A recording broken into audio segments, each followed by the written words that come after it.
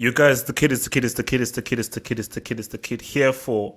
I think this is probably going to be more of like an educational show rather than just an analytical show. We're going to analyze the Attack on Titan both this season, the latest episode, but I think because I've been sort of out of the loop and there's still a lot of kinds of holes that I need sort of to be explained and filled in for me.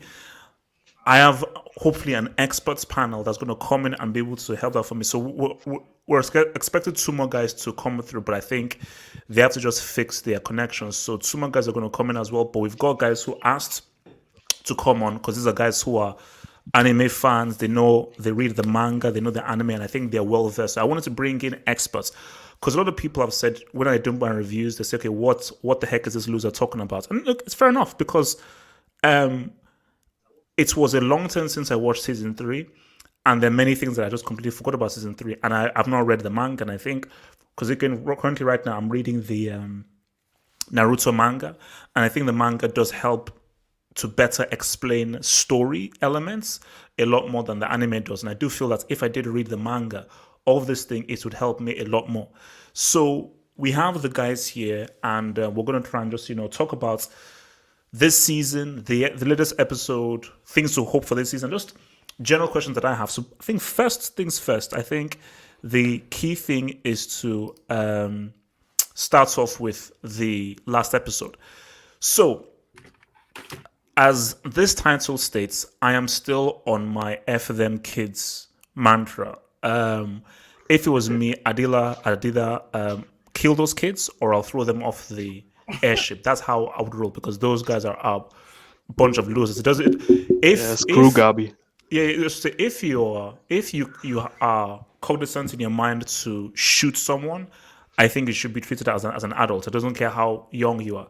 So my thing about this episode is, I just need some explanation as to what has happened because to me, it didn't feel as if the story really progressed that much. I think all we really saw was because it's how some of these guys do these things where you go back in time. So where obviously again, guys, spoiler, we're gonna spoil this whole thing. So if you've not watched anything, spoiler alert. Just to be clear, have hope. Sorry to interrupt. We're not gonna go past the episode, right? We're not gonna. The people who have read the manga, they're not gonna. No. Yeah, we're not going. Actually, because I've not read the manga, so please, if you've read, so even in the live chat as well, if you've read the manga, kindly shut the F up, please, because I've not read the manga and I'm going to read the anime. So if you know what happens, don't tell anyone. So just go up until the very latest episode. So, for me, again, my question with the episode is like, I'm not really sure what has happened personally, but I just think that the key thing is that we just saw more of Sasha, more of the past, and more background story going into everything. So I want to come first to Rebirth. And we're just talking about the last episode of Attack on Titan. So for you, what exactly happened? Because I didn't feel like if much happened apart from just story filler. Do you think that the story progressed a lot, specifically for the episode? Remember, we're not touching the manga. Specifically for the last episode, what do you think popped off there?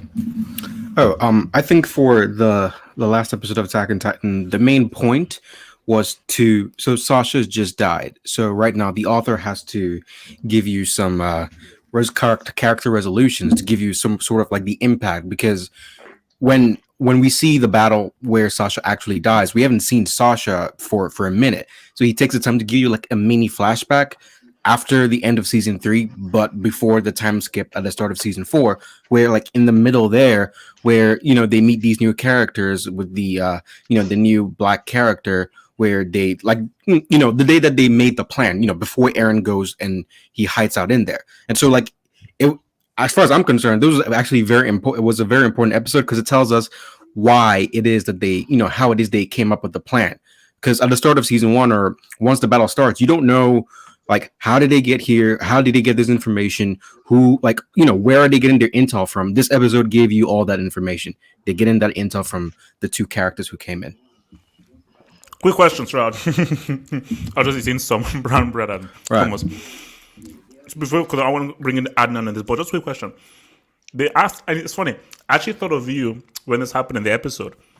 That black character say, when I think it was Armin that says, why is your skin black? Sasha, yeah. So when they ask him why he's black, is it because they don't know how they were created? Like, I didn't get that scene when he says, "Oh well, I was Oh, created because God said he wanted a bit of mix or something." What was going on there? I was confused. I think he's just showing off his wit. He's just a very witty character.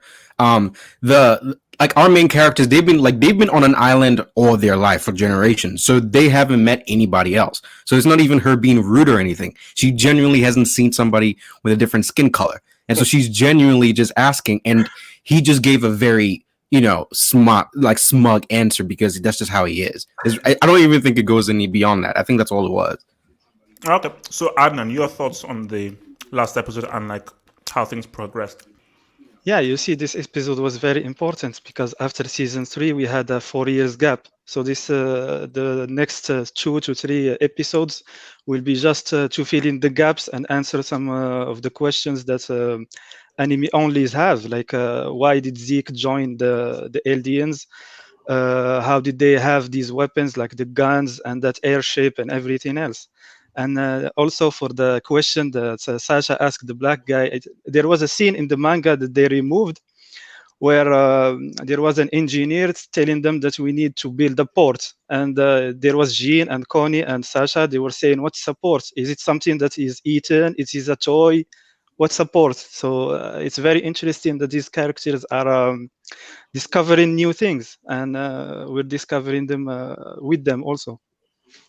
This episode also moved the story forward because, as you saw at the end, Eren is facing a character development, and he's gonna change. He's no longer the same Eren in season 1 and 2 and 3, where he cries a lot, where he's kidnapped every time.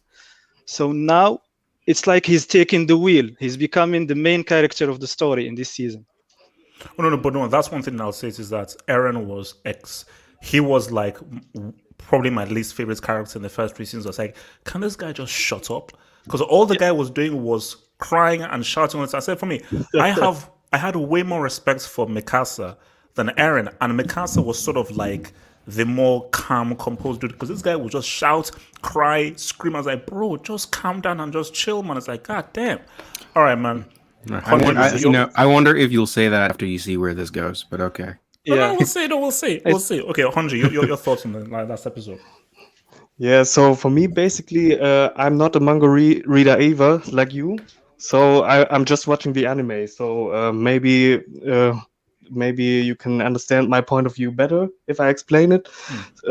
But for me, you can compare it like the first episodes where they show the backstory to Reiner and everybody else from Marley. And I don't know if I understood you wrong, but you said it's kind of like filler at the beginning, right? Yeah, no, because it felt like for me, I felt like the previous episodes, it really felt like if these were major events happening.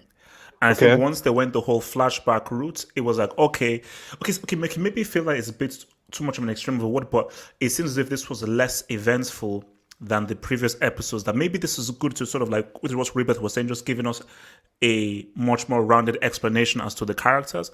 But I don't think it was really progressing the overall story as much as the previous episodes. Yeah, so for me, it's I think it's very important how they did it because you're right, the progression was a bit slow in the first episodes with flashbacks and so on, but it was all to build up to the moment where it started with the attack from Paradis, you know. And for me personally, it helped me a lot to understand the story and how it went there better. Because I haven't read any of the manga, you know, and now I think they chose after the big battle to do it in the same way because they show it like Rebirth said before. It's a massive time skip. So even without reading the manga, you still know exactly everything that's going on, that's happening. Yeah. Okay. So yeah, so I get it. They because let me ask you: when you saw Zeke suddenly in the airship, right? What were your thoughts? So how did he get there, or how are they plotting together things? How did you? No. I just assumed that okay, they must be working together now. Like, and Yeah. that will obviously be further explained down the season. But obviously, these guys have actually sort of formed some kind of like a pact where they now sort of have to work together. Hence why those two kids were shocked. Like, oh shit, who's this guy? But obviously, they must be working Yeah. together. Yeah, it was a big surprise for me personally too when I saw it. Because I didn't even had a clue that this was possible, right? But I think the latest episode was very good to make people understand what really happened in between there. So and like little hints like when Peak the Jaw Titan. This woman, right? Oh, yeah. When she told that commander, I've recognized that soldier before. This woman with a black guy, you know. Oh yeah. Yeah, and so and now they showed how who this woman really was, and Okay. well, yeah. So So so let me bring in Chosen One here. So Chosen One, your thoughts on the last episode? So one of the things that this series does really well is sort of drop you into the middle of something, and then as the story moves forward, it also sort of fills in those sequence gaps, right? It's sort of a similar situation with the character of Ymir in season 2. Now, I noticed that you said that there's a good amount of filler here, but I think we need to sort of qualify that by saying necessary and unnecessary filler. At first, when I first watched season 2, I thought the majority of the Ymir backstory was just filler because I was so interested in Eren and Miksa, Levi, etc. But I went back and I watched it, I'd say about 6 months ago, and that's actually my favorite. Her character and her arc is one of my favorites of the entire series. So when I watched this, and I'm with Hanji, that I was very, very surprised that Zeke was working with Eren, and I honestly have no clue what they're up to really, and I'm looking forward to that. But it's one of those things where I'm a bit worried about the payoff, because it's a similar vein with the Annie character. Like as soon as she was locked up at the end of season 1, I'm saying to myself, okay, she absolutely has to come back, but in what way? And it's just, for me, it even then I thought that, okay, you're gonna go lean towards the maybe anti-hero route, but you have done so much that I don't know if that's possible. Zeke has killed quite a lot of people in the Paradise Island, so it's like how is that going to work? How are you? And I'm not saying that they're ever going to trust him, because I don't think they were. I don't think they are. Excuse me, but it's one of those things where it's like, this series hasn't let me down up until this point. So, of course, I'm willing to give them not only the benefit of the doubt. I mean, I'm completely on their side, but I am very interested to see how that story plays out. But so far, so good, man. I know you say that you're lost, but I think you're only lost on the things that you're supposed to be lost on. Wait, easy, relax. So, like, okay, I'm not fully. I'm not fully. Okay, look, let me bring your boy back. Only one short thing. Yeah. When he said that it's questionable that Zeke is on their side now, I just wanted to remind you. Obviously, you like Levi the most, right? Have you paid attention when they showed how the relationship between Levi and Zeke still is? How he? Oh yeah. Yeah. Well, yeah. I mean, I think this describes it perfectly. What the person before me just said. You know? Oh, no. See, I'm going to get it because now I told you, guys. The only reason why you're here is that I have questions and I need questions answered. So here come my questions. So. First thing is that I still think that Armin's is a loser. I've hated him ever since season 1. Yeah, come on. I just think let me just like he's annoying. He comes up with dumbass suggestions. He gets in the freaking way. I've hated his guts ever since I've seen this guy's stupid face. Wow. So my thing is, I think because this is now where I may have forgotten in season 3 is that I thought we left this dude where he came up with some dumbass idea at the end of season 3, where like there was this massive score. Because my thing is that I don't get where we've seen Armin and now where. Okay, so because we saw so he has a Titan and everything. So my thing is, what's happened between season 3 and now with regards to Armin? Because I have forgotten. I don't know how this dude is like this and why this dude has a freaking Titan. Oh, really? When this dude, he was a side chick. At the end of season 3, season 3, it happened. You probably just forgot. Remember? Forgot everything. because you didn't watch season 3 again. No, because go ahead. No. So Rebirth, go. Okay, right. So at the end of season 3, they had a huge battle. When Levi pulled that crazy stunt. Going on the Titans to fight against Zeke and everything of the whole show. Yeah. So if you remember, the final thing was how to stop Berthold and the Colossal Titan. And you remember at the end of season 3, they had to make a choice because they had a Titan serum. And Armin, in order to give Eren the chance to actually get Berthold, he had to withstand the heat vapor that was coming from it. Oh, yeah. So exactly. Levi had to make the choice, either save Erwin, the commander, or save Armin. And, those whole Mikasa, like Levi, they were about to fight and everything. And he chose... what's his name? He chose Armin, and so Armin gets the serum that turns him into a Titan. Wait, hold. That's why I hate him even more, because I was like, you felt they should have saved the other guy. Yeah. Why are we going with Armin's suggestion? Why? No, because up until that point, Armin is the one who it was his brain that let them know that Berthold and Co were hiding within the walls. That was his idea. Armin is great, but Armin is the tactical mastermind behind it. Wait. My thing is this. My issue was you're an army commander, and you're like a soldier. Why are you listening to this dude who's just some kid? Well, he may be the smartest guy. Hold on, guys. Hold on. He. That's what I'm saying. If you go back and you watch the dialogue, he stated clearly why he chose Armin over Erwin. He felt that Erwin did not want. It's one of those things where he wanted to let his comrade rest.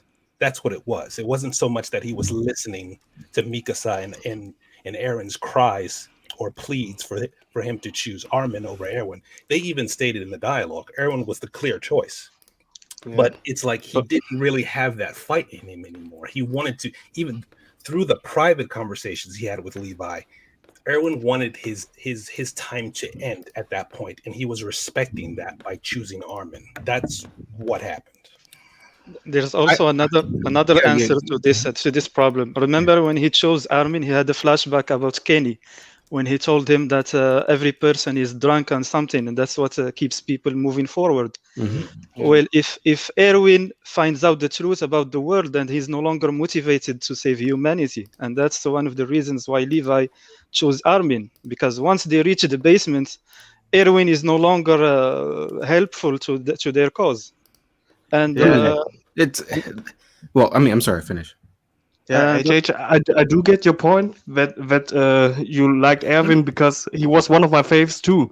He was a badass, man. Okay, wait. Let me even show you a picture of this bomb. No, because the thing with Erwin is, because it is true about Erwin's motivations of what's pulling him forward. I think that I wouldn't necessarily agree with who is following this dude. Look at what this dude looks like. Hold up. My name is Levi. I am. First of all, he's the best character in this whole show, because in my view, Levi? Yes, in my view, Eren and people, you use a cheat code. This guy can still say what's up without having to have a Titan, so that makes him better than Eren and all of these other cheat codes. He's an Ackerman. He's an Ackerman. That's literally the cheat code. Let me land. So, my thing is this: based on what that guy did and so forth, and based on what Erwin did, I'm like, if this guy says something, I'm like, mate, shut the F up. Who the heck are you? You're some freaking kid who you didn't contribute to the war. Yes, you did. Can't fight. Yes, no. Yes, he did. Wait, that's just factually wrong. Okay, no, wait. Let me just land. I've not seen you fight. I've not seen you have any blood, sweat, and tears. I've not seen you struggle like how Eren did. So my thing is that, mate, who are you? Why should you even be freaking speaking? How am I listening to this bomb that looks like this? That's what I'm saying. But please. Okay, Armin did struggle. Man. He did struggle against the colossal titan. That's one point. And the second point, if you in the beginning of season 3, when Levi asked Erwin, "Are you risking everything just to realize your dreams, even if it means that mankind will lose?" And Erwin said yes. So Erwin was fighting for himself. He wasn't fighting for mankind, and that's why Levi chose Armin at the end. That's a good point. I will also say that the idea that it would have been better for, I mean, like Levi wanted him to rest. I mean, I understand that. I personally, because it's all subjective, like I can really see the arguments for both sides. I tend to think that Erwin wanted to know the truth, and he died without ever knowing the truth. I think that, you know, that's tragic because his whole character with his massive intellect, he wanted answers. He died without ever getting answers. So I think there's more evidence to suggest that really, like, Levi would have wanted him to at least, because, you know, the last words he spoke to Erwin was, "Give up on your dreams and die. You know, I will kill the Beast Titan and everything." So I think like that in itself is the tragic aspect of his character, that he wanted to know the truth, and for whatever, I mean, based on the situation, he will never truly, he died without ever achieving his dream, which is, I fully understand that because that's his character. That was the character arc that he had to go through. As far as Armin is concerned, I'll just put it at this, because I can understand why you don't vibe with him and everything. My whole point here is, what would your opinion be if the author Isayama is saying that, okay, cool, I agree with you that they should have chosen Erwin.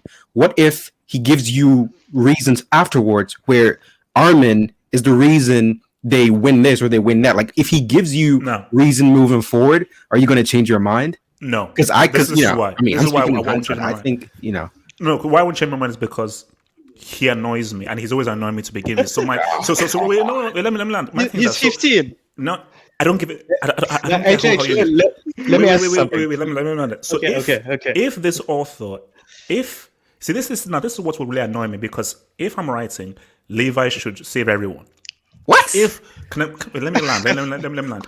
If Levi isn't the reason why they win, I'm sorry, I'm not feeling this show. So my thing is this: if this rests on that bomb, Armin, who literally hasn't done an eighth of what Levi has done, for me, nah, I'm not. I mean, that's just being stupid. Because no, I'm sorry, Levi is the hero of this whole show. He is the hero of this whole show. There is no hero in this show. There is no hero in this show. Yeah. I fully agree with that. Yeah. So okay, let me. Okay, no. Okay, so okay, look. I mean, I'm just saying, brace yourself. Then, you know, you never know what's gonna happen these days. By the way, as a manga reader, Erwin has no point. Easy. No, don't bring in. No, I'm not gonna spoil. I'm not gonna spoil anything. I just said that when you're gonna see the future events, you're gonna realize that we no longer need Erwin. I agree. He's just gonna become a side character if he stayed alive. So the best personally, thing, story-wise, the best thing was to kill him. Story-wise, like personally speaking, I understand why you don't like Armin and everything. Even though I think that his character arc so far, with what he brings to the team in terms of humanity's greatest asset, as far as the Paradise members are concerned, is Eren.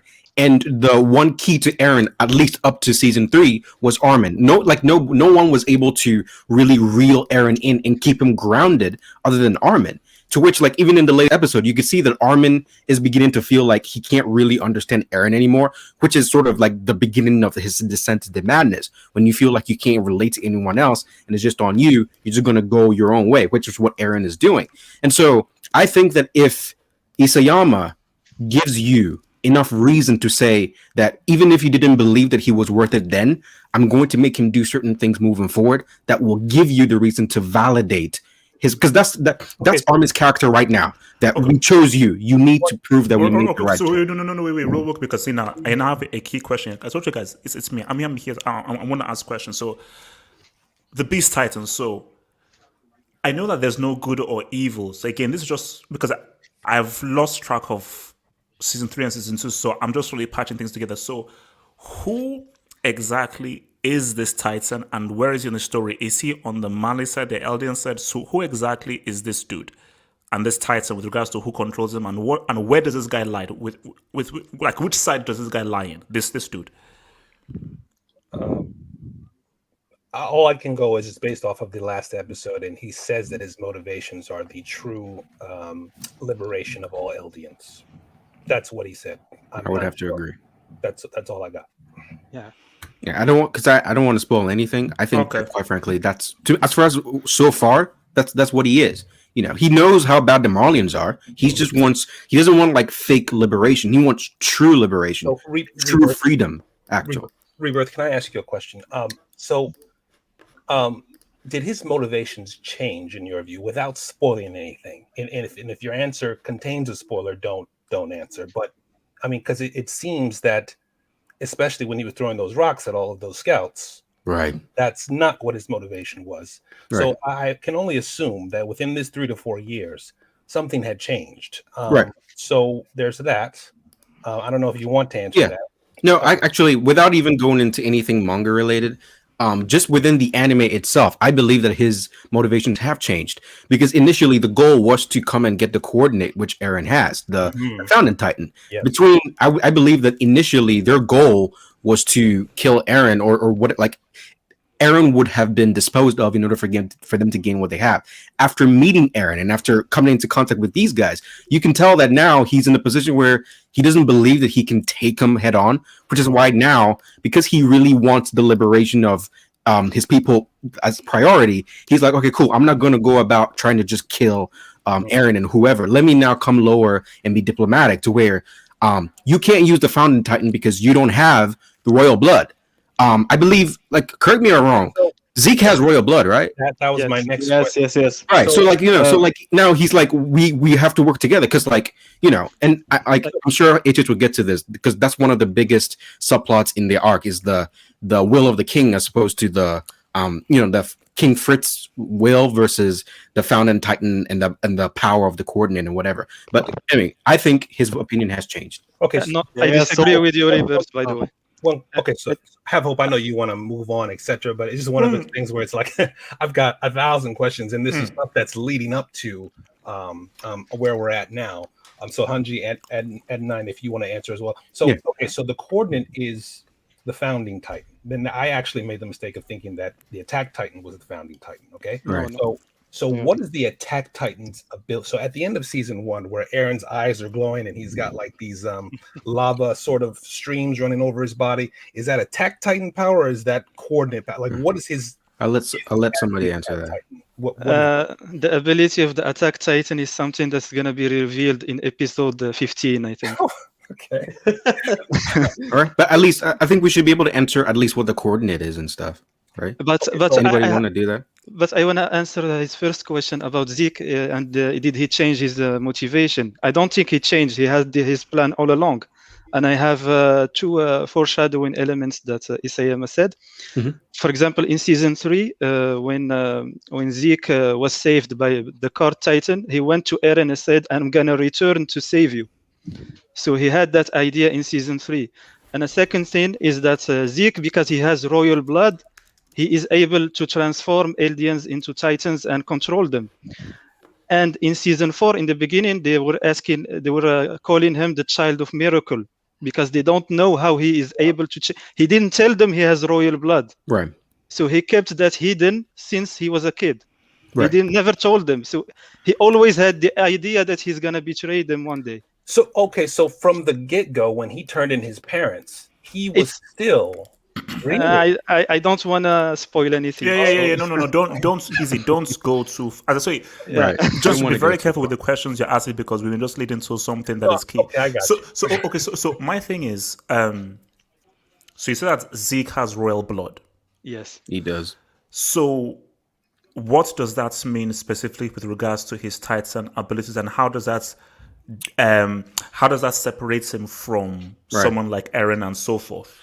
Well, I mean, do you mind if I go, or anyone wants to go? Yeah, no, go. Okay, so as far as I believe, the way I believe it to be is King Fritz, who had initially had the power of the coordinate, the Fountain Titan, erected the 3 walls that are protecting us and everything. And there's a rule, there's like a two-handed rule that negates each other, to where the King Fritz does not want to go to war, but at the same time, anybody who the only person who can use the power of the Founding Titan has to be of royal blood. But if you are of royal blood, you're going to be overwhelmed by his will to not fight. So, like Zeke having royal blood means if he gets the Founding Titan, technically he would be able to control all the Titans and then use it however he sees fit. However, because of King Fritz's will, if he did get it, he would not do anything because he would be overwhelmed by his will to not fight. But now, if you remember during season 3, Eren was actually able to use the coordinate.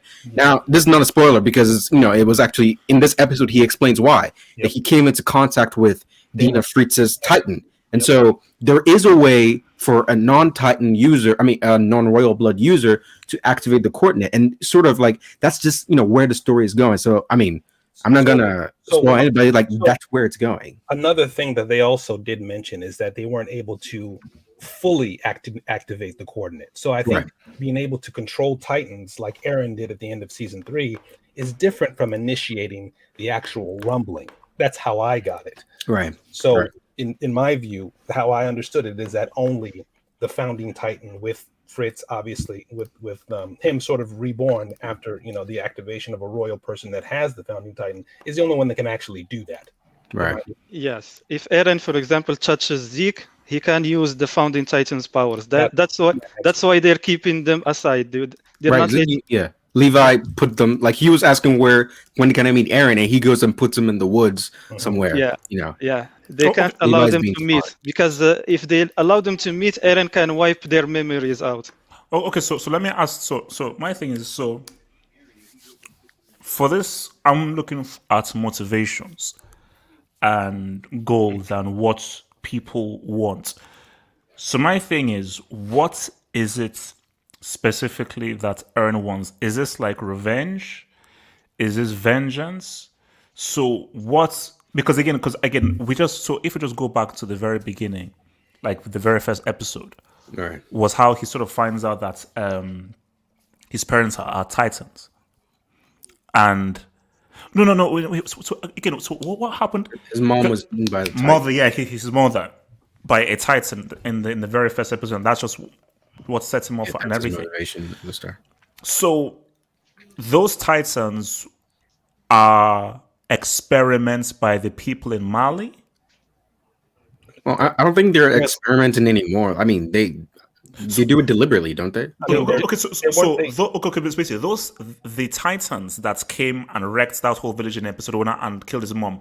Who created those Titans? So you remember that episode where you go into Eren's father's backstory? They would basically take again, Rebirth. You correct me if I'm wrong, but basically, I view those guys as sort of, you like, for example, like you would take the Jews in World War II and you send them to Auschwitz or one of the other camps. So it's one of those things where when they were on that sort of cliff, they would inject them with that serum and push them off that ledge. And they would always walk towards, in my view, what was the paradise sort of angle. So I would think that criminals and people who committed treason against Marley would be the first ones to get quote unquote shipped off to paradise. And that means that they would become Titans and live the rest of their lives that way. Yes, and I do believe only Eldians can transform though. So you can't take Marleyan treasoners to do that. Only Eldians. Would there be Marleyan? Well, don't answer. Never mind. Go ahead. Yeah. I don't. No. It's only Eldians. I think it's established. Only Eldians can transform. No, I meant like treason. What Marleyan treason? Yeah. So those all those Titans were all Eldians. Yes. Yep. They're eating themselves. I remember when Eren, when they went to the sea in the final episode of last season. When they found the Titan that is crawling slowly to the wall, he said, "This is a fellow patriot." Yes, and that shows the growth because now he doesn't look at them as because he was like, "I'll wipe all the Titans out." Now he's like, "These are actually my fellow countrymen." Exactly. These are family, basically. I think the Malians call those people restorationists and like that. They want to restore the Eldian Empire. Yes. And that is treason against Mali. So basically, Eren has beef with the Malians. Yes. That I No, know. no, so, For so, now. Complicated For now. question. so that's what, okay. So my thing is that Who does he have beef with? That's the yeah, question. someone has to tell me he's got to have beef with someone because That's there has to comes be later, a goal. As in, what are you trying? Because from what I'm saying is That is the beauty of Eren. he is that he doesn't have. That is complex. It's not straightforward. It's complex. Okay, you asked a question about what is Eren's motivation. In the first, his motivation was revenge.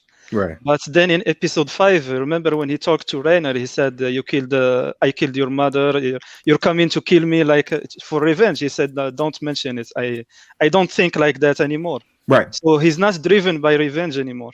He's driven by something else. And in episode 6, And what is it that he's like? What does he want? Or we don't know what he wants yet. I think in the anime they haven't made it obvious yet. yeah, it's episode 16 where he's gonna say it. Right. Yeah.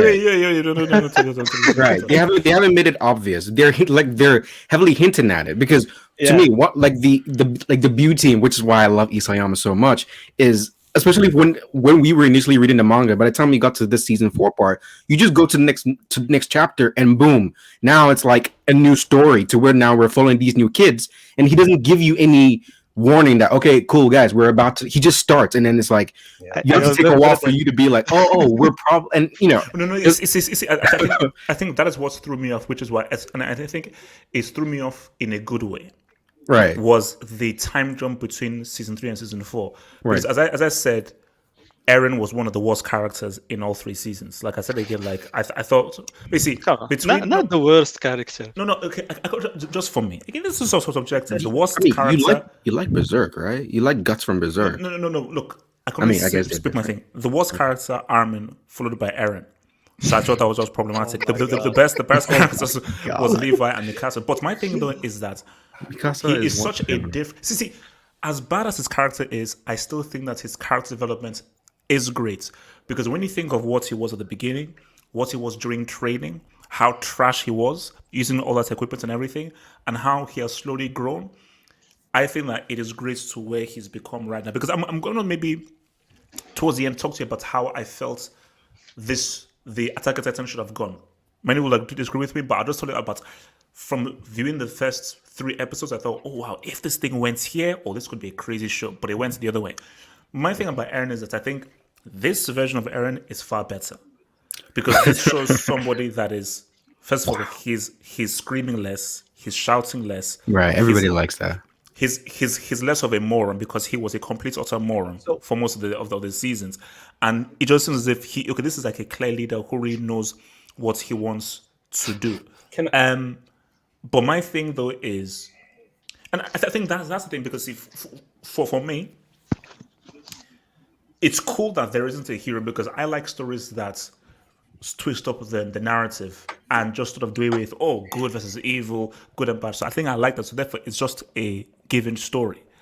But my thing is that let me even ask you guys this, man. Let me even ask you guys this to tell you what, because again, this has been one of the main reasons why I have been rocking with this show. Has been this boy here, who I think is the backbone of this show.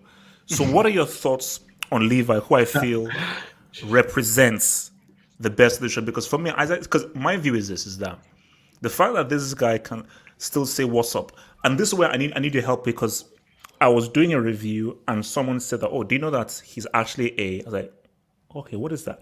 So let's start here. What is he? Because someone said that he's got like special abilities or something. So what is he? Or where does he come from? Or what kind of special blood does he have? He's not a normal human. I'll give you that much. The only thing I picked up on during watching this series is those sort of intercut information released for public disclosure things where it said that he, Mikasa, and Kenny experienced some sort of awakening. And that sort of goes way back to the founding Titan. And I think they had some sort of deal where that specific family would be granted sort of special abilities, heightened abilities, strength, speed, etc.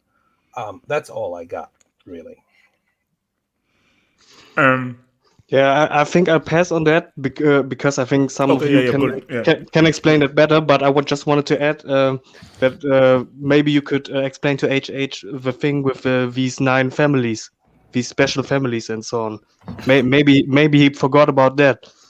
Yeah, and No? also HH, the reason why Eren was so bad at the training in season 1 was because his stuff was malfunctioned. Oh, give me a break. No, he was trash. No, that's Don't- actually don't true. make He it- wasn't he no. like fifth in his class or something? He was fifth Yeah, in his class, he and was he had fifth. his stuff messed with. So And Like, come on. and IHH, the first three were militarily trained, Reiner and Belthold, and Annie, yeah, and the Guys, the don't fourth make one was excuses for this Mikasa. dude. right. Don't make excuses for this dude. There's no. This Any- is just facts, bro.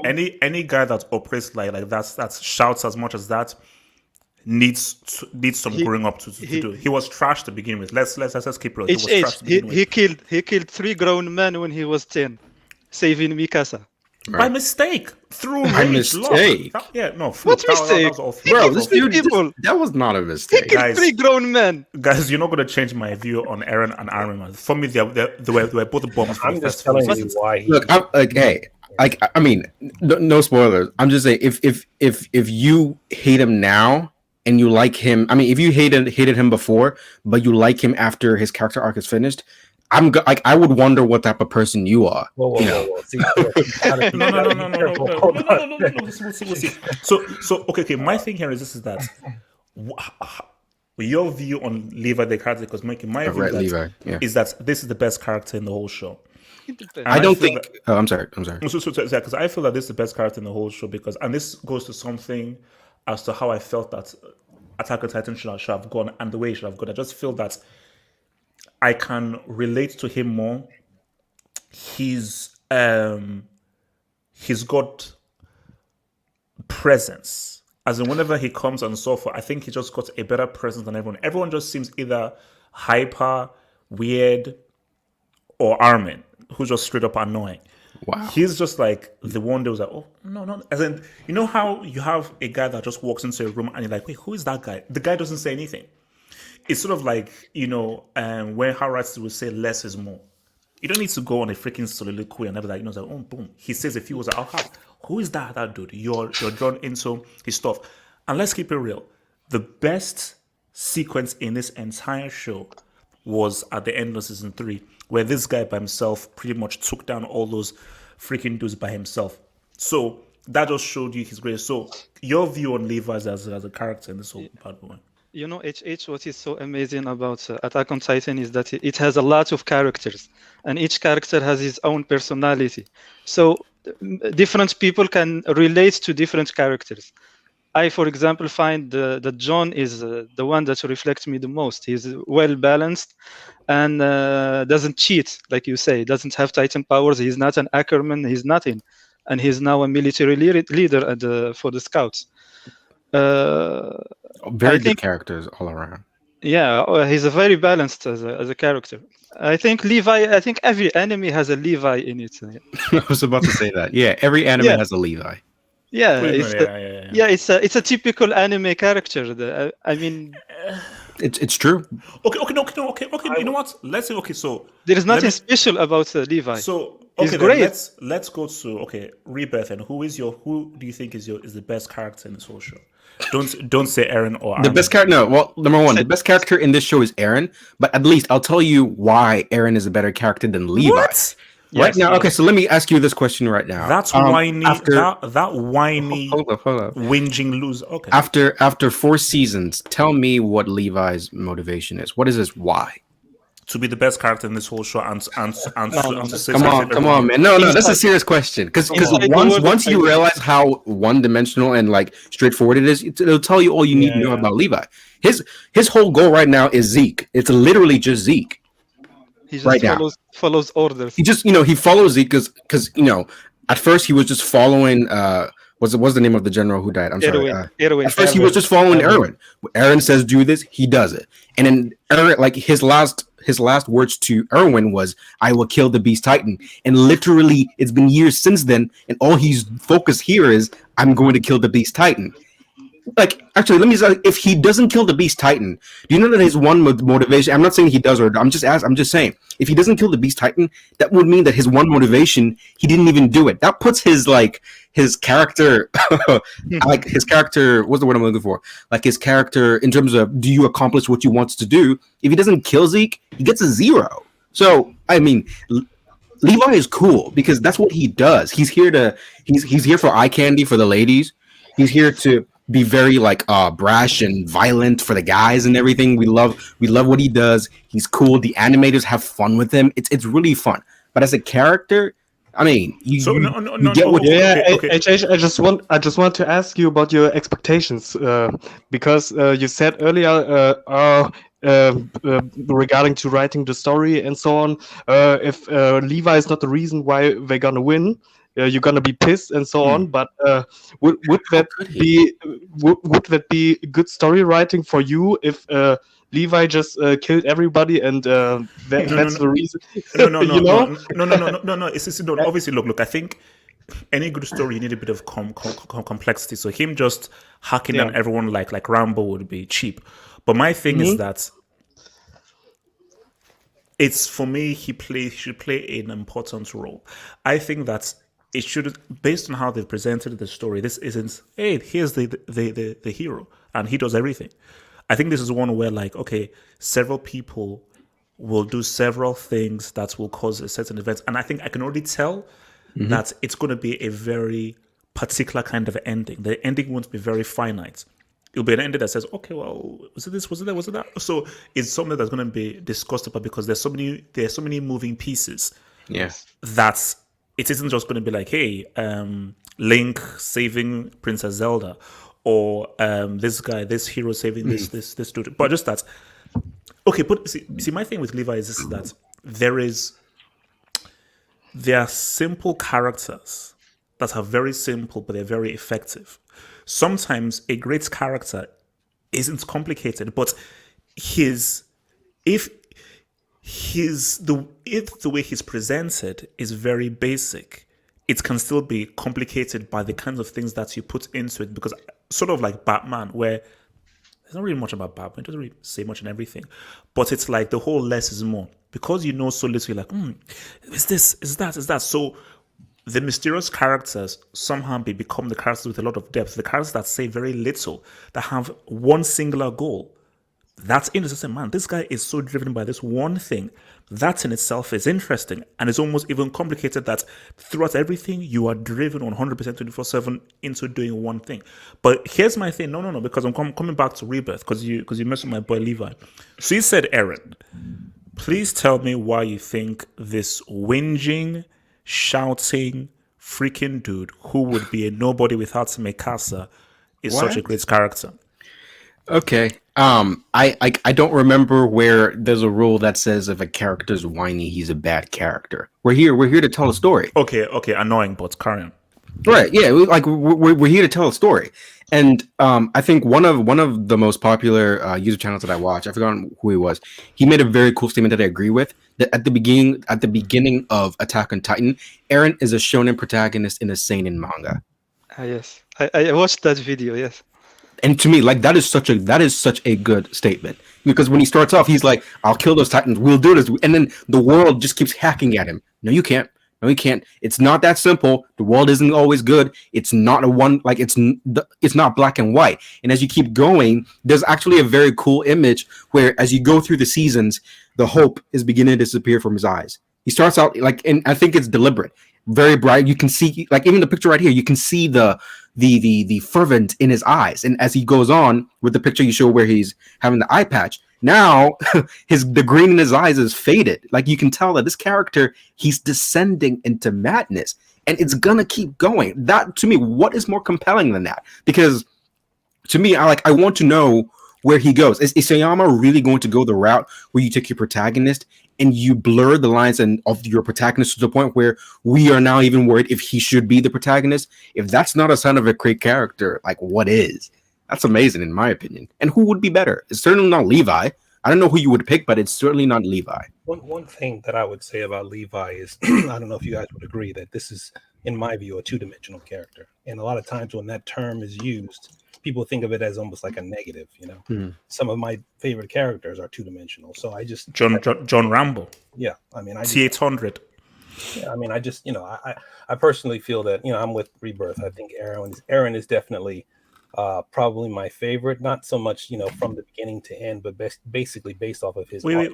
We chose some favorites. Why is he your favorite? Reiner's a better character than Levi. Actually, let me take that back. Actually, I'm going with Reiner. Reiner's probably my favorite. Now, that's probably the guy I most identify with. But to echo, what Rebirth said, I think it's one of those things where I think sort of Eren's progression and the way that he views things now, to me, is almost a mirror to sort of the founding Titan coming to life and changing his whole sort of outlook almost at the snap of a finger. Because for me, it's like as soon as Eren gets, like, the more memories he gets, the more melancholy he gets, in my view. I don't know if you guys agree with that, but it just seems like it's like, now he has 3 Titans, I believe, and I still don't know how that's going to work or how that works. But it's one of those things where it's like, I noticed that just like at the end of, I believe, season 2 or 3, I can't remember, where I think Kenny is sort of by a river with the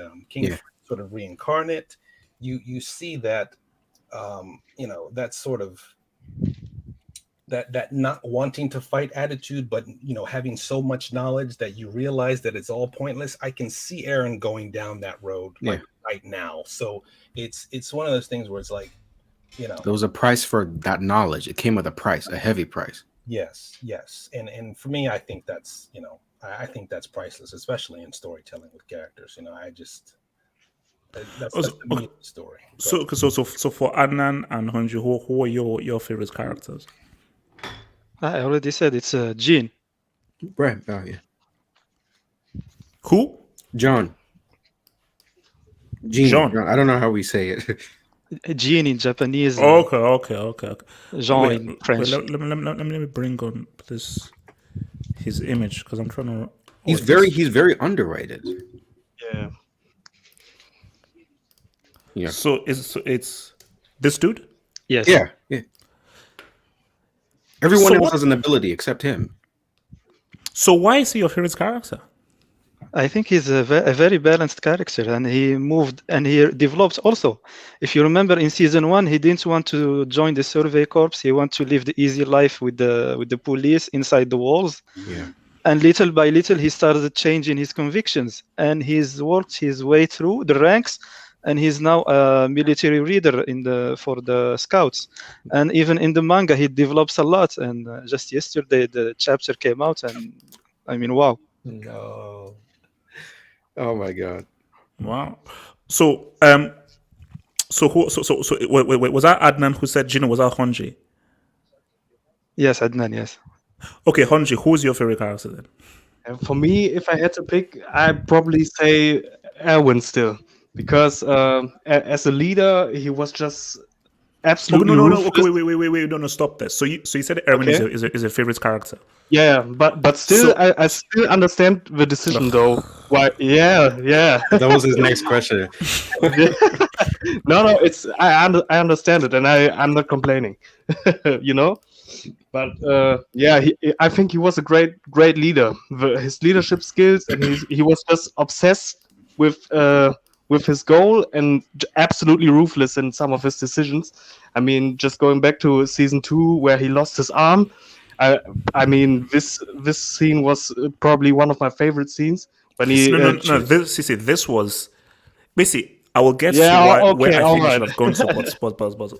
But yeah, this man in his speeches is like, my God. Yeah. I just want to die for that guy. My soldiers rage. You see, HH, how do you know that an anime or a manga is very good? There are 5 of us, and each one choose a character that he says it's his favorite. For example, if we take One Punch Man, we're all gonna say Saitama is our favorite character. If you pick Genos, I got a problem with you. Yeah. I mean, everyone else is a bomb though. Yeah. Well, and also like Death Note, there are really 2 characters to choose from. Right. So. Right. It's very rare to find an anime where there is a set of characters that they're all interesting. Yep. Right. Yep. I mean, every character has his depth. No, see, this is one thing I'll always give anime, and this is one thing that I always say that anime has over that bomb-ass Pixar, which released trash. Every Pixar film has been trash. I don't care what anyone says. Whoa. What? Yes. The reason why I always get this for anime is that even if sometimes I don't like the soliloquies and it could be too much speaking, because I really hate exposition. One thing I like about anime is character developments and how well drawn the characters are. You see, like in a lot of this, like Disney and Pixar, it's archetypes. So just roll over this conveyor belt archetypes. But in anime, the characters are very different, and there's a lot put into the writing of the characters. And I think you even saw that even in the Final Fantasy games. Like one of the cool things about the Final Fantasy games was how good the characters are. And I think that's something that Japanese writers do very well. And this goes all the way back to Seven Samurai and Kurosawa, which was the template of character development and having well-drawn characters. So I think even in this is that the characters are so different and have so many. Because even for me, like after Levi, it's probably Mikasa. Come on, why are you picking all the trash characters? What is Mikasa's character arc? It's literally Eren. Can I tell you? No. Eren. No. My thing is the way I view Eren. No. See, the way I view characters is, can you impact me on first impression, and can you keep on carrying me on? My thing with Mikasa is that first of all, you're literally being like a mother to this bomb known as Eren. So while this guy just crying and whinging and just shouting, you're actually more level-headed, and you're actually sort of keeping this loser in check. So when I saw that, I was like, yeah, I think I've got respect for you than this bomb called Eren. So, and if not, my thing is this, guys, if Eren didn't have the Titan capabilities, he would be trash. Can we all agree? But yeah, that's the point. That was established. No. All I'm saying, but so that's accepted. If he didn't have that Titan, he'd be useless. He'd be trash. No, they said so in season 3. They said, "I'm not a special person. As I just have a special power." There we go. So you're trash, pretty much. Yeah, I just wanted to know how does that equate to trash? He's a normal person. No. My I thing. just wanted to add. No. He's a normal 15-year-old. No, go ahead, Andre. No. Yeah, I just wanted to add his Titan kill count with ODM gear is actually 1. If you remember. That's true. That is true. Yeah. That is true. Which makes sense. If you can Titan shift, why should you? That makes sense. Yeah. So is Reinhard also trash, HH? I don't care about Reiner. My thing is no. He's skipping all the good characters. My thing is actually wait. Let me bring in Reiner again. Reiner is a great character. He's better than Eren. Oh, I'll give you that. Was he better? Why? Was he better than Eren at his age? Because we saw his backstory and how he came to be with that group. He was the weakest. So he was the Eren. So Reiner is basically Eren of Marley. Yes. Right. I think the greatest thing about Reiner is actually, that's all about the first episode, showing his inner conflict. I think it's great. Guys, it's just HH. He has an agenda against Eren.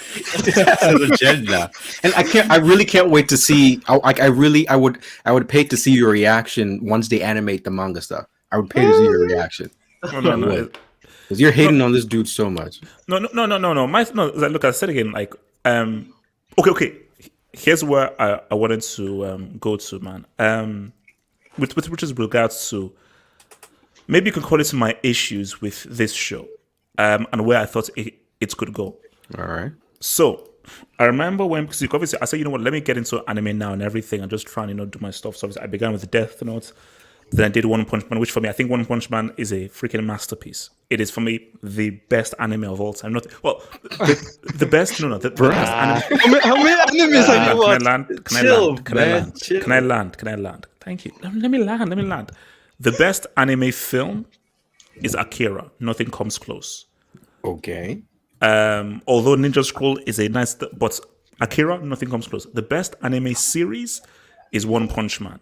Nothing comes close. I don't care when anyone says that is the best anime series. And look, How Told many you, anime series have you watched? I am, bro. Yeah, let's I've got talk a about list. it. I've got a list, and I'm telling you right now that as I'm checking things off, I'm like, nope, nope, nope. None of these come close to One Punch Man is just genius. Let's talk about Attack on Titan. This dude. So basically, people say, man, you gotta watch this. You gotta watch that. I gotta watch this. So when I watched that first episode, I was like, okay, this is like a horror movie. I was like, this is like a freaking nightmare because those Titans genuinely frightened me. I was like, what, man, what is this? And I said to myself that, so in all of my mind, I was like, how are these guys with these bomb-ass, useless class B brick freaking devices going to fight these huge giants? But as people who watch my football thing will know, I was like, this is perfect because this is DOD, degree of difficulty. So that is where the hook is, that these guys have to find a way. It's like the whole David and Goliath concept. Have to find a way of defeating these huge giants using these weapons. So the odds are stacked against them. The moments that I was like, oh, was when Eren became a Titan. I was like, what? First of all, you useless loser who has whinged, cried, and annoyed me all the way through alongside the other bomb, Armin. First of all, it's not bad enough that you're an unknown character. Now they gave you a Titan? What? So that's why I feel, and I don't know how you guys feel, that I think it would have been more compelling if these guys had to fight these Titans using these the devices, which is why Levi is better than all these losers. Because Levi, for me, fights real. And I think having a Titan is a cheat code. What do you guys think? So you're saying you want to scrap the idea of a human turning into a Titan completely. 100%. So how would that go for 4 seasons? Yeah, I do get your point, but it would turn out to be a complete different show, No, and with a complete different story. Then, you Yeah. know, Chosen one. Yeah. This is off the whim. Give me like a 2 days. I can give you a well scoped out story I would of where these guys don't turn into Titans, because there is a lot you can do with regards to their backstory, the backstory of the Titans, who created them, what they do, betrayal and everything, without them turning into them turning into Titans. See, don't get it twisted. I still appreciate the storytelling, and the storytelling is still interesting, because that is the beauty about storytelling is, I didn't see that. I may not agree with it, but that's interesting. Let's see where this goes. So even if I would have gone a different route, and I think the different routes would have made it a better show, I still find it interesting because it's threw me as a curveball that I didn't expect. I'm like, okay, I got you. let's now roll with this. But I just think that, imagine this show, because again, this is why I think like 2D animation is a special art form that I think makes it better than 3D and everything. And when you just see these guys using these devices, or you see Levi fighting, there is a particular kind of energy and urgency and danger that I feel in those sequences, as opposed to the Titan v Titan sequences. I got you, and I agree. And this is probably gonna have to be my last word. So I agree. The forest fight, all of it. Absolutely, 100% agree. And there is another story to be told if it were to go your route. I 100% agree with that. One of the things I'll say, and this will be my last word, I love the story of this thing. To echo your point, and I didn't know that there was actually a manga until midway through season 3, and then it all made sense because everything was already written. I'm not sure if anyone here is involved in the screenwriting process, but one of the biggest gripes that I have, especially when it comes to television, when we're talking about continual stories from season to season, I believe time is an issue. And most of the time, you have a 3 to 4 month off season where you have to have your story ready to go for pre-production. And that's why, honestly, you see a dip in quality from, let's say, a premiere season where you had maybe a year or 2 to prep to going into season 1 to season 2, excuse me. So when I found out that everything was already written before I saw the episode, then everything clicked. This is one of my favorite animes of all time. But I enjoy talking. Okay, but before you go, have you seen One Punch Man? I have not. But the fact Watch that you say that that's the best, I have a feeling that the signature character is probably a badass like Levi, right? Is that true? Is that where we're going? He's not, but Okay. Well, See, that's the thing is like it's yes and no.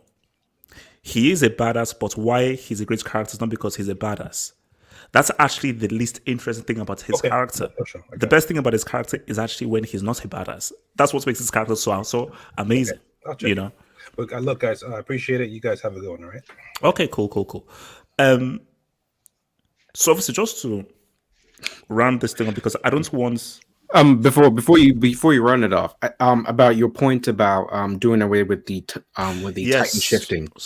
Your views. I would not do that because, for one, like I'm just sitting here and I'm trying to think as to what reason you could possibly give for the existence of the Titans. Would you make it be like zombies where it's like a virus? Would you, because like in Attack on Titan, the fact that the humans are turning into it gives you a constant flow of Titans, because without the subplot of people being behind it and us having to go beyond just the Titans to like the war beyond that, it's almost like you have these devices, you just have to kill enough that they're all gone, and then the story ends. So first few episodes, I was thinking that okay, this is obviously some kind of an experimental thing that was done years ago, and these Titans have become these Titans based off these kinds of experiments. So these are almost people. So that's where the kind of drama lies, where yes, these things are coming to attack it, but they are mindless. So similar to zombies. It's a similar sense to zombies, but I feel it's a lot crazier because for me the whole zombie thing is but this is actually scarier because of what they look like, and also because it's a very kind of warped exaggeration of what they look like in their regular human form. Like I told you, like but in the first episodes we've already seen the colossal and the armored. So what did you think of that then? If I can ask. Mutated versions of the normal ones, I guess. Because like he's asking how you would explain like these vastly different. Yeah, and they were also intelligent. Mm-hmm. See, that's again. It's like that is where I'm like, okay, how are they going to explain this? And hopefully, it isn't a case of where okay, now all of these guys now have these kinds of abilities. Because you see, my thing about it is that it's. When you see the whole Titan thing, as cool as it looks, and it does look cool, it doesn't feel as dramatic as these guys that we're looking at on the screen right now going up against those huge Titans. Based off, because always in your mind you're like, man, how are these guys? So that whole thing of like, how the F are these guys going to face these things is that kind of drama that I think helps compelling storytelling. If you take away the man, how the hell it's like when Levi had that sequence at the end of season 3. For me, it was the best sequence in the whole show because I was like, damn, because this must be difficult. One little mistake, you are screwed because you're so small compared to these dudes, and what you're doing is so dynamic. It's so hard to do. It is so complicated that there is greater drama in what Levi was doing and how he was operating as opposed to when Eren is now facing any of these titles, because hey, it's like 50-50 square thing, boom. But when you now have that kind of handicap, that's the key thing, when you have the kind of a handicap, it adds to the drama, But H, how many times did they use it? Because in season 2, when they defeated Reiner and Bertolt, Eren did transform. He was kidnapped. And in season 3 also, he didn't use his Titan. No, but my thing is that you see, but he can always use it. That's the thing that he can always go to it. So the fact that it still exists is that, hey, bro, you want to fight?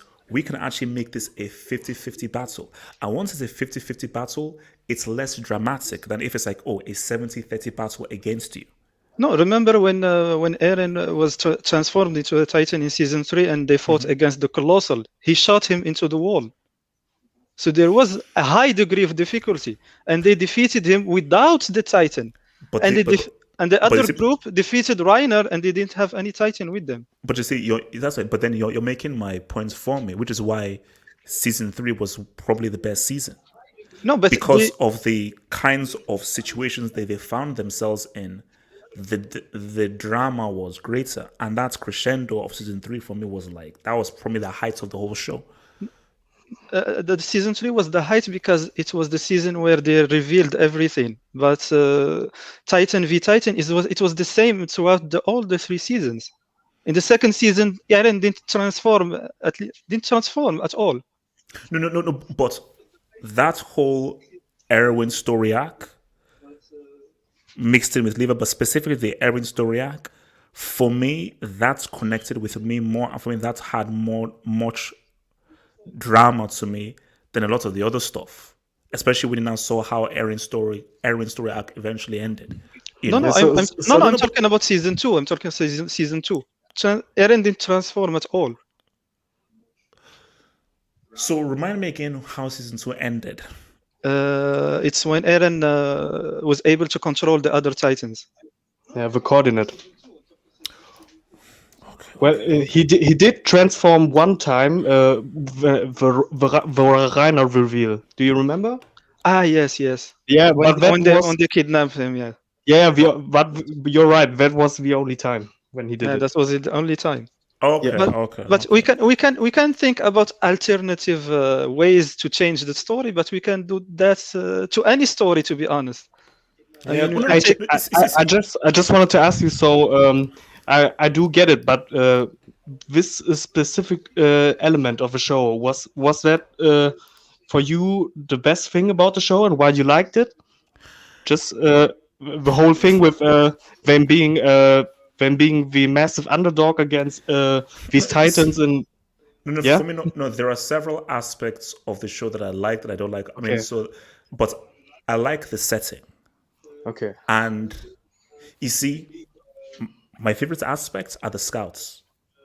Yeah. Just their camaraderie, their backstory, their back and forth, the characters, their relationships, them growing together. Just that for me felt very organic. You know, like the Titan stuff and the backstory. No, that's cool and interesting.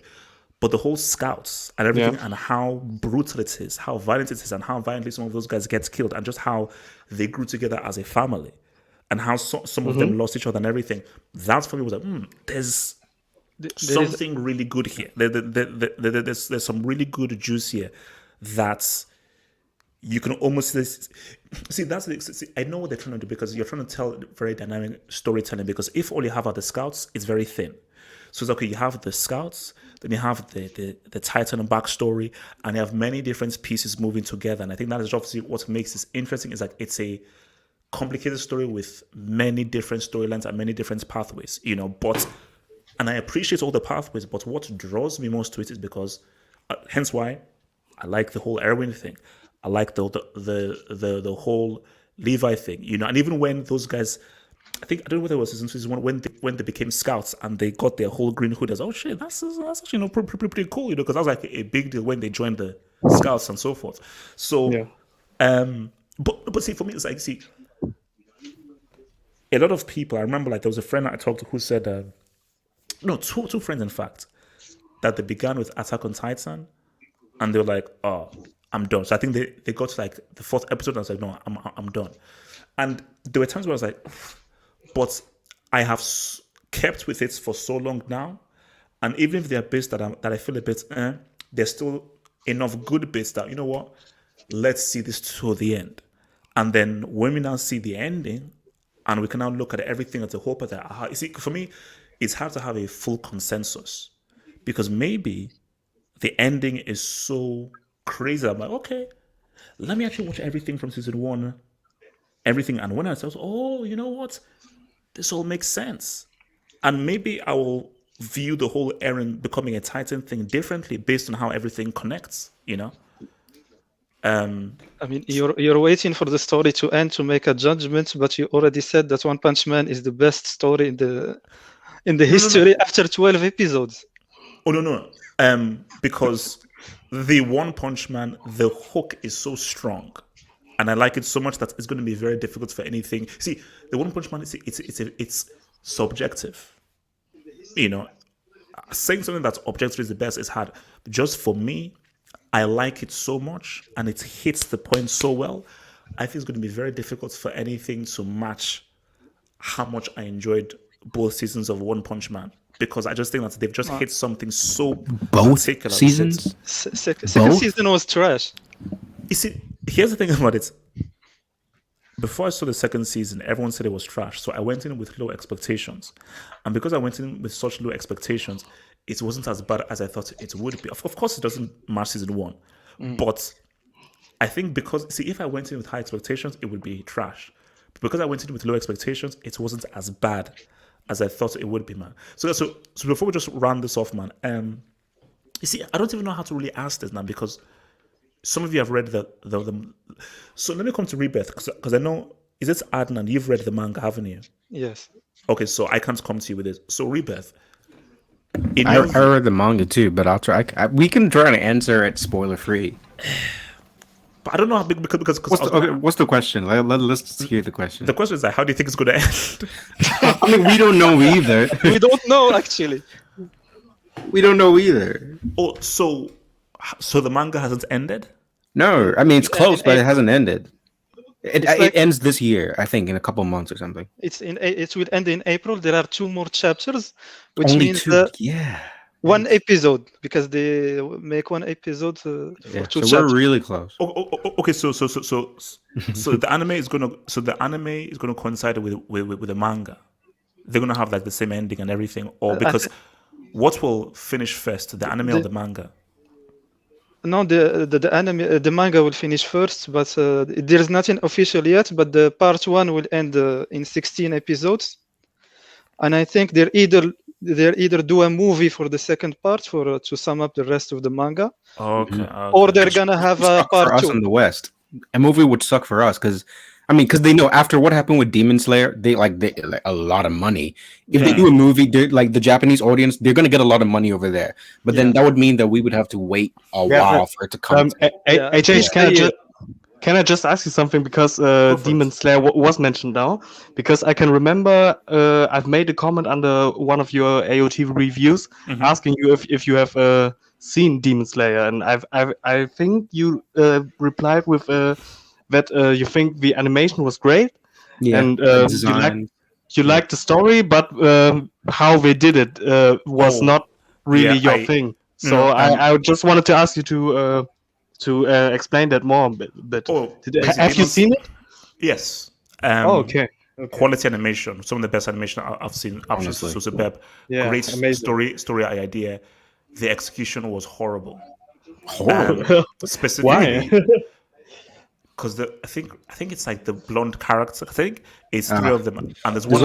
You don't like blonde characters between Armin and this guy. This doesn't like the blonde. No. But this guy in particular was way too annoying. Yeah, Way too annoying. I think that he was so annoying that it just made it very difficult to focus. But again, it's like, for me, again, when you look at something like that, you're like, my gosh, this has to be serious. It doesn't have a particular tone, because the tone, like, that was a great first episode. So if you had maintained that tone for the rest, you could have a quality show. But it's so deviated and brought in such crazy. See, comedy is fine, but when the comedy is so extreme and wacky and just so aggressive, it's like, oh my, it just loses the seriousness and the tone that you built up so well in those first years. Because it's a great hook. You know, this guy with his sister that is almost about to turn to a demon, holding on to her and so forth, and he's going out like hunting demons. It's a crazy story with a samurai sword, but you bring in this whole thing and you just change up the tonal shift is just so aggressive and wrong that they wasted a great idea. Okay, Yeah. so this comedy aspect was too much for you then? Way too much. Okay. Let me ask you guys this, and we'll end it with this. Okay. Because I think they said that. So I think I was looking at the post. I think it was this guys I follow, like, found them or something, and they said like Attack on Titan is like one of the highest rated TV shows in history. I think it beat. Like, I think the current season allowed it to overstep Full Metal Alchemist Brotherhood as the best rated anime series of all time. Actually, No. No, think no, they're they're tied. saying that this goes beyond anime. That this is one of just the highest rated TV shows Yeah, I wouldn't doubt it at all. ever. Yeah. Yeah, So, I think I've seen the episode where they beat Bertolt, Hero it's called, right? Heroes. Yes. Had for once the time it had the best rating from all TV episodes or something Yeah, like that. I if can't remember the magazine, but EMDB. yeah. If you go to EMDB and do Okay, the okay. ranking of TV series, you're gonna find on the top 10 three episodes of Attack on Titan or 4. so my thing is this: is that why do you think?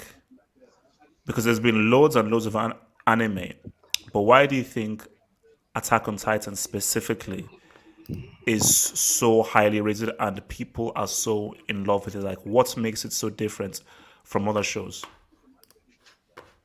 It Rebeth? depends on. It depends. Yes. Yeah. If Anyone? you don't mind, I gotta run to, so I'll just make this like my final Go, statement. go. I believe that the reason why Attack on Titan is so compelling is that the author he really sat, I don't know how he did it, but he sat down one day and he really came up with something original. Horror is a very strong market to go into, because with The Walking Dead and all, the people really like horror for whatever reason. But I believe that he's truly crafted a story where there's so much jammed in. Like to me, the subplots in Attack on Titan, they reach One Piece level, and if you're reaching One Piece level, that means you're really good with the way history, like we still don't, as far as the anime is concerned, we don't know what the true history is, because everybody has their own version of history, which speaks to our personal life. You look at Eren, you look at all these characters who have their own specific backstories. Attack on Titan is such a good series, and I personally love character arcs that focus on redemption. And the way Eren is going, I can tell, like I know, even without the manga, anything, I know that Eren is going to a place where he initially starts out to be full of hope, and then he descends into madness. And I'm genuinely interested, because what do you do with those characters? Those characters that start out good and then they go bad, but they're your protagonist. Do you kill them? Do you let them live? Like, what do you do? It's compelling. And so I'll leave it at that and let the panel take over. But Attack on Titan is after this is done, Eren Yeager is probably going to be tier 1 of anime characters of all time. Tier 1. Either that or whatever is above it. Easy. Yeah. We'll see. But I gotta run. But thank you guys. All right. Thank you, man, Reaper. Thank you, brother. All right. So what about you guys? What do you think? What do you think makes Attack on Titan so big time? I think. Go on. I think for me it's a combination of many elements. I mean, I found in this story many things that you don't find in other stories. It's original. It has a bit of everything. It has comedy. It has action. It has politics, and that's something that you don't really find in not only in anime but in stories in general. I liked the way the author does a lot of foreshadowing. For example, there are a lot of things that are said in season 1 that we only discover in season 3 or in season 4. The world building is amazing. I mean, I like that how inside the walls we have a religion. They worship the walls. They worship the Titans. That's genius. I mean, it's a simple idea, but it's very genius in the world building. He makes the world very dynamic and very real. And that's pretty much it. Yeah, I think no other manga has ever did what Attack on Titan does. Hanji? Yeah, for me personally, it's just, I think the story writing of this show compared to other anime shows is just on another level, because the whole build up and it never really comes to a point where you say, it's getting bad now, or I don't like it anymore. Because if you compare it to Death Note, I think the first 25 episodes it was great. But even then, here and there were some episodes, they were kind of really boring to me. And the second part of the show was just, I didn't like it at all. But I think the story writing is just amazing, because it now, especially now with the final season, where they reveal more and more, and you understand more, it just clicks all together and it makes sense. And how they build up the show, it's not much wasting time or anything like that, because I watched Naruto too, like you. I know you only read it, right? Yeah, the manga. I'm gonna read Yeah. the manga. Yeah, and I kind of get the point why you don't want to watch the anime, because to me, I still liked it because I grew up with it and so on. But I think these big anime series, they kind of got destroyed a bit by these annoying fillers, and they just overdid it too much.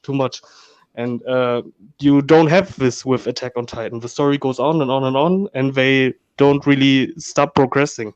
So yeah. So look, man. I mean, I'm intrigued to know, because obviously you guys know a lot more than me, and I I want to have just sorry. no. I just no, it's not. Yeah, it's like, I mean, look, as I said again, like, I am interested to know how this will end, because again, I have no idea how this will end, and I think that's actually like a good thing. That it just feels as if like, okay, where is this all going? And I'm especially intrigued. And I'll say it again, man. Look, man. Levi is the main guy, and I just hopefully, maybe you guys know more than me, that they will do Levi justice. You know. And yet again, those two kids are the most annoying kids I've ever seen in my life, man. So hopefully we can do this again after we maybe reach the end of this whole part and have like a better review of everything that's gone through. So guys, thank you very much for being part of this. Shout out to everyone in here. Yeah, thanks for having me on. No problem, man. You're always welcome on, guys. You're always welcome on. So guys, peace out, stay true. Yeah. I'm Good out. night. Peace. Good night, man. Good night. Nice. Nice.